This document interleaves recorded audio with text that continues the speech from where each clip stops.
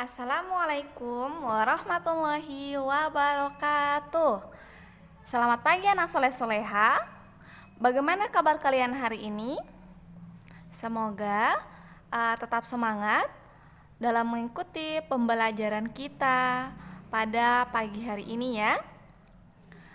Baik anak soleh soleha, sebelum kita mulai pembelajaran kita pagi ini, seperti biasa, marilah kita sama-sama membaca doa belajar. Sikap berdoa, tangan diangkat, kepala ditundukkan, doa dimulai. A'udzu billahi minasyaitonir rajim. Bismillahirrahmanirrahim. Rabbi zidni ilman warzuqni fahman. Ya Allah, limpahkanlah kepadaku ilmu dan pemahaman yang baik. Amin. Baik, anak soleh-soleha, karena kita sudah membaca doa belajar, sekarang kita mulai ya pembelajaran kita pagi ini. Pagi ini kita belajar kembali tema 7, indahnya keragaman di negeriku. Subtema 3, indahnya persatuan dan kesatuan di negeriku. Fokus pelajaran kita pagi ini yaitu PKN. Jadi anak soleh-soleha, pagi ini kita akan belajar PKN.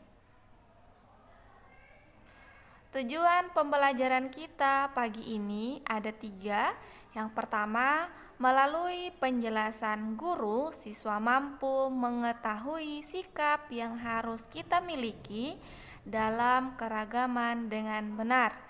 Yang kedua, melalui penjelasan guru, siswa mampu memahami sikap toleransi dalam keragaman dengan benar. Dan yang terakhir, melalui penjelasan guru, siswa mampu mengetahui penerapan dan siswa mampu mengetahui penerapan sikap toleransi dalam keragaman dengan benar.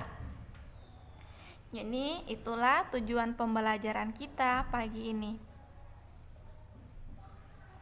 Anak soleh-soleha, pembahasan kita yang pertama yaitu menjelaskan sikap dalam menjaga keragaman. Keragaman itu sama halnya dengan lebih dari satu atau banyak. Jadi disebut ragam atau keragaman.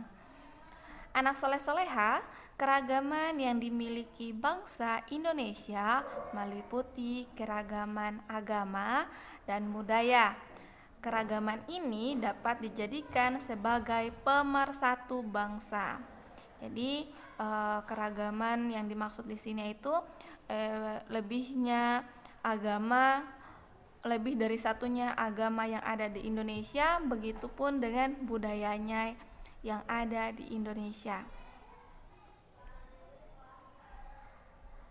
Berikut sikap yang harus kita miliki dalam keragaman yaitu: yang pertama, tidak mengobrol saat menunggu temanmu yang sedang beribadah.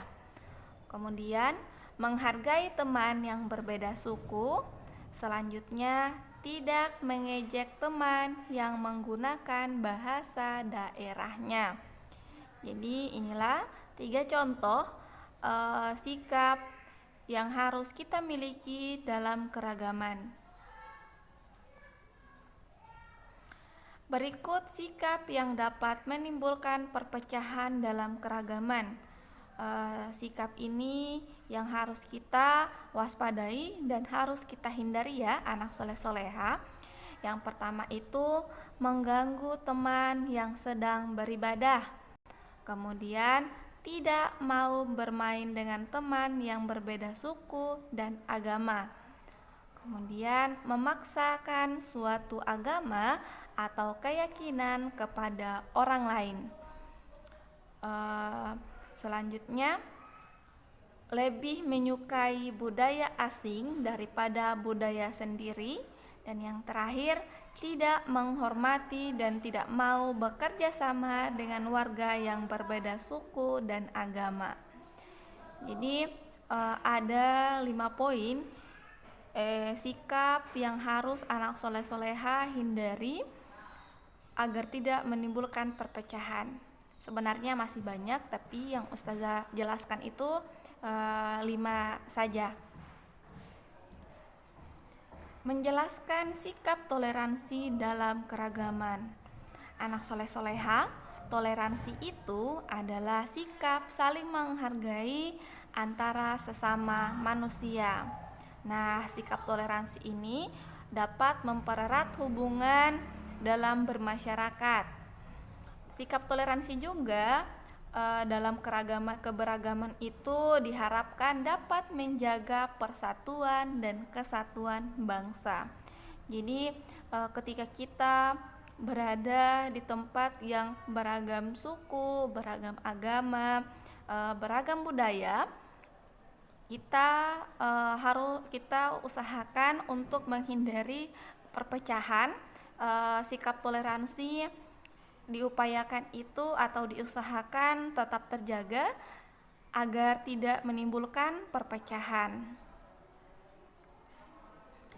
Berikut bentuk-bentuk toleransi dalam keragaman di Indonesia, yaitu toleransi dalam keberagaman agama. Toleransinya itu yang pertama, menghormati orang yang sedang beribadah. Kemudian saling menghormati dan bekerja sama antar umat beragama. Kemudian menjaga kerukunan antar umat beragama. Dan yang terakhir, tidak memaksakan suatu agama kepada orang lain. Jadi itulah toleransi dalam keberagaman agama ya, anak soleh soleha. Selanjutnya pembahasannya itu toleransi dalam keragaman suku bangsa, yaitu yang pertama saling menghormati antar suku, kemudian berteman tanpa membedakan suku dan ras, dan yang terakhir mengembangkan rasa persatuan dan cinta tanah air. Jadi itulah contoh dalam toleransi keragaman suku bangsa. Nah, pembahasan selanjutnya yaitu toleransi dalam keragaman budaya. Toleransi yang pertama, tidak mengejek budaya daerah lain. Ustazah ulangi, tidak mengejek budaya dari daerah lain. Kemudian mau mempelajari budaya dari daerah lain. Kemudian bangga terhadap budaya sendiri. Dan yang terakhir, melestarikan budaya daerah agar tetap lestari. Jadi itu ya anak soleh soleha, toleransi dalam keragaman budaya. Jadi yang tadi itu ada toleransi dalam agama, toleransi dalam suku, toleransi dalam budaya. Pembahasan kita selanjutnya itu menjelaskan penerapan sikap toleransi dalam keragaman.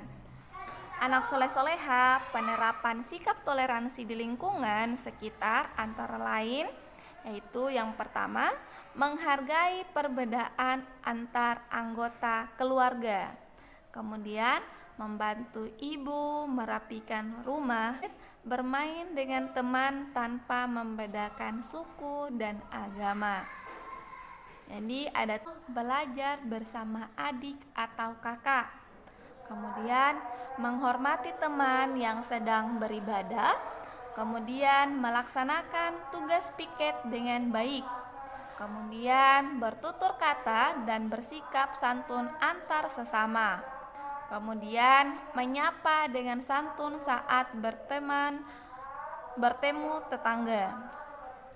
Kemudian menghormati pendapat orang lain ketika berdiskusi. Dan yang terakhir, menaati peraturan yang ada baik di rumah, sekolah maupun lingkungan masyarakat. Jadi anak soleh soleha, itulah materi pembelajaran PKN kita pada subtema 3 ya. Semoga anak soleh-soleha dapat memahaminya. Pembahasan kita selanjutnya yaitu pemberian tugas. Ternyata bukan pembahasan lagi, akan tetapi pemberian tugas. Tugas anak soleh-soleha ada 2. Yang pertama, apa yang dimaksud dengan sikap toleransi. Kemudian sebutkan 3 contoh penerapan sikap toleransi di lingkungan sekitar. Jadi anak soleh-soleha, itulah tugas Ananda di rumah pagi ini. Insya Allah kalau anak soleh-soleha memperhatikan, melihat dengan baik-baik materi yang Ustazah sampaikan, insya Allah anak soleh-soleha bisa mengerjakan tugasnya dengan baik dan benar. Jadi itu ya yang dapat Ustazah jelaskan pada pagi hari ini. Semoga anak soleh-soleha dapat memahami, dapat mengerti di rumah. Tetap menjaga kesehatannya, tetap semangat belajar, tetap semangat beribadah di rumah, murojaah dan mengajinya. Begitupun pembelajaran dari ustadz-ustazahnya yang lain. Itu saja yang dapat Ustazah sampaikan.